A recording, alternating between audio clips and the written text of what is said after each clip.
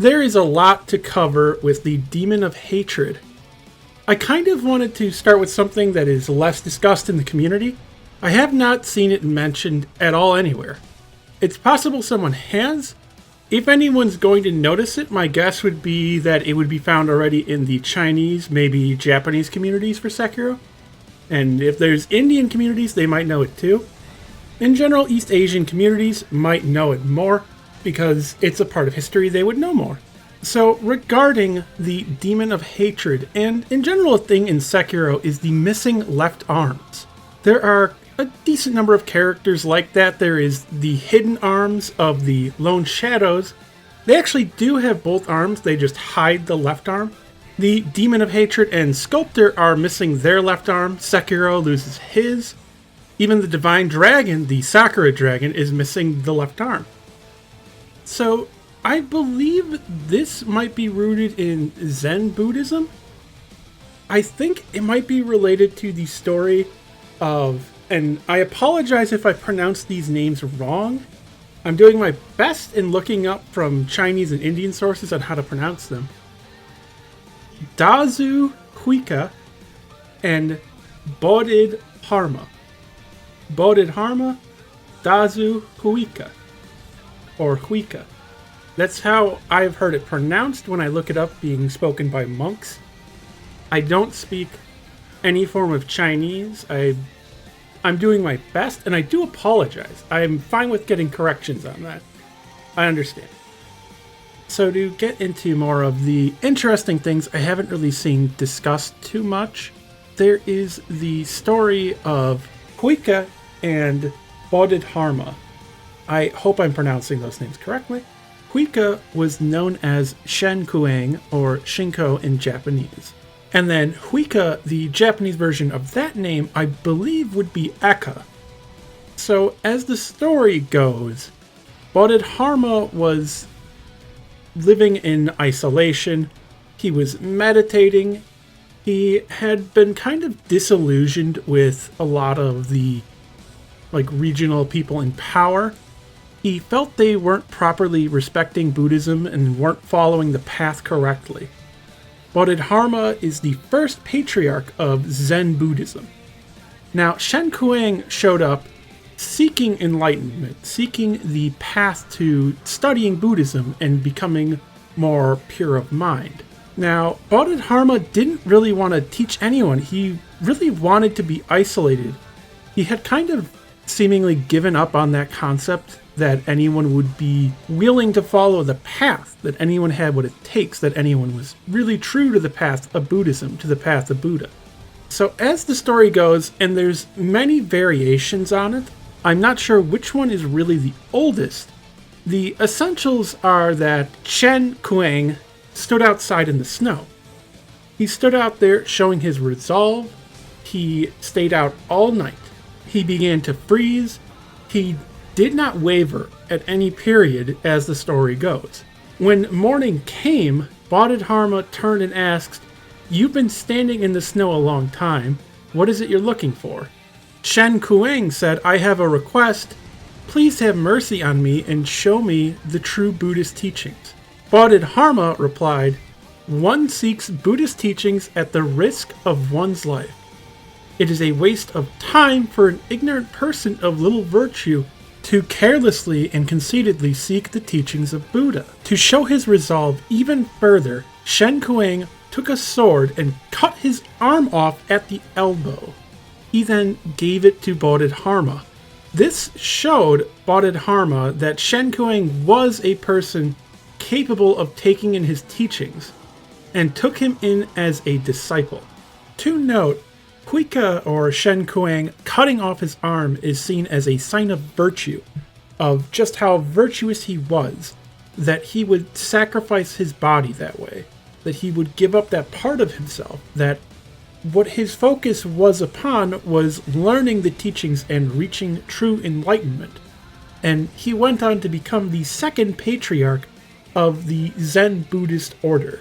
Now, to also talk a little bit more about Bodhidharma, he was the first patriarch of Zen Buddhism. He is seen as having a direct line through his lineage to the Buddha. I don't want to actually try to pronounce his name right away. I don't want to screw it up for a figure that is considered so sacred, which I hope that's alright. Bodhidharma was known to be meditating with a sort of wall gazing. That's the translation I've seen. I'm not sure that they entirely know what it meant. Seemingly, he would sit there and meditate staring at a wall. He would do it for a very long period of time. In the stories, when he met with Shen Kuang, it is said that he was wall gazing at the time and would not divert his attention while Shen Kuang stood out in the snow freezing. Now, as far as I've seen in Zen Buddhism, they don't say that you actually stare at a wall. That wall gazing is more of like a metaphorical thing. The walls of your mind, walls that you are not physically seeing. They don't state that you actually need to sit in front of a wall to do it. But in a lot of artwork and when they talk about the story of Bodhidharma, they usually depict him actually staring at a wall. Usually him sitting in a cave staring at the walls of the cave. Now, something along with these concepts to understand, the thing about the Sculptor in Sekiro, getting back into more of the game lore, the Sculptor was turning into a Shura. Seemingly this happened right after Kingfisher, his shinobi partner, was killed and eaten by the Guardian Ape. You find her finger in the Guardian Ape's belly. Her finger had a sort of groove in it, and she wore a ring, which was malcontent, that when she whistled through it, would play a haunting tune. This is the thing that causes fear and pain to evil spirits, and ease the mind of the Sculptor. This is already an early enough hint that there is some sort of evil within him. Now, when you go through Sekiro, there are actually some very important item descriptions you might miss. They're for things that seem rather inconsequential. When you're upgrading your skills to better fight enemies, you might not realize it at first, there's a lot of descriptions full of lore. You might not look at them too closely when you select these skills for getting more emblems, but they're actually called the Karma skills. When you read through them, they give away little bits of information about how karma works in the world of Sekiro. It shows that as you kill, the sort of negative karma, the negative energy, is affecting you. It actually doesn't matter what's in your heart as you kill. It's the fact that you are killing that is the issue at hand here. And the Sculptor is a well-accomplished shinobi. As you kill more and more, you turn more and more. It's actually mentioned that Ishin is somebody who would be very susceptible to the Shura if he wasn't so focused, if he didn't meditate, if basically he wasn't so pure of mind on what he's doing. And to mention, Ishin isn't really a good guy. When you read the actual descriptions of things and what he's done, he's more, as I mentioned, comparable to Oda Nobunaga. He's a very interesting person. He's likable to be around, but quite evil? He's killed a lot of people, and his plan was to conquer Japan until he got too old for it. So additionally, when looking at skills, there's even further things to find. To mention, when you have gotten your prosthetic tools and have a skill point, the Sculptor Sekiro gives you the prosthetic esoteric text. This teaches you prosthetic skills. With it, you can learn things like Fang and Blade, you can learn Grapple Attack. Interestingly, this is where the Nightjar skills are found. It might just seem like they put them there because Shinobi would end up too full. It has owl stuff in there, it has Mikiri, it has some pretty general useful things in there. So maybe things got moved to the prosthetic text. But to mention, the Nightjar, they use Shuriken, which that's pretty standard for Shinobi. The sort of spinning blade attack they do and how they run and kind of move in an arcing, swinging motion towards a target. That's how the Axe of the Monkey works, the loaded axe prosthetic tool that you use in game. As is mentioned, That is the weapon of Sekiro, the Sculptor. He is orangutan. Monkey, orangutan, ape. Historically, they didn't make as much distinctions between these things. Again, he was found near Guardian Ape's watering hole. That was kind of the area he liked to be in. That was where him and Kingfisher hung out a lot. It's also where you find some Nightjar. And it was always mysterious why they're there. It's known as like a valley, the Bodhisattva Valley, as a place that shinobi like to go where they can be free. Now, it's interesting that the Nightjar skills are found in the prosthetic text that gives the teachings of the Sculptor. It's been posited, even by me, that Owl taught the Nightjar, and he still might have. Their gear kind of resembles his in regards to the feathers, but the way they fight resembles a bit more of Sekiro. They don't actually even use the same kind of shuriken as Owl. Theirs are designed to spin in the air when thrown, whereas Owl's are more of like your classic star style, you'd call it. But I find it just very interesting that there is this relation there. And don't forget, Sekiro, after he had his arm cut off to prevent him from going Shura, became employed by Ishin of the Ashina clan. He served under Ishin then as one of his shinobi, possibly a higher up or member of the Nightjar. To note, the Mushin text that you get, which are the final skills of the game, is designed to be incomplete so that other people can complete it. Ishin was not actually done perfecting all forms of combat before he died. The idea is that there is no end to where one can ascend. There are always more skills, there's always more to learn. Sekiro is all about people fighting and learning from each other and learning from the fight.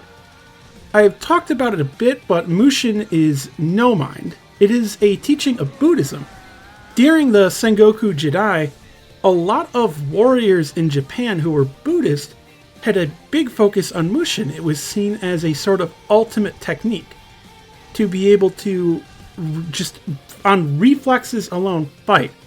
You don't think, you simply act. Some people are going to notice some similarities with something, and yes, that's probably where Ultra Instinct in Dragon Ball comes from. It's probably based on this concept as well as the pun that it is based upon. More of an animation thing I wanted to bring up here. The Demon of Hatred seems to actually move how Sekiro should have in combat. When he does his running sweep along the ground, it's a bit similar of a motion of leaning and hunching down with that arm back or forward, dragging it along the ground. That is what you do with the axe when you use it. That is also how the Nightjar fight, when they do their like running forward, charging, bringing their arm around, spinning blade attack, which they like to light on fire, by the way. I still find that just a neat little detail that seemingly he is fighting how Sekiro would. He's using the firearm like his prosthetic tools. He's throwing the fireballs from it, similar to how we do the shuriken throw with the arm. The one that's a bit different is the whip. We don't have a whip prosthetic.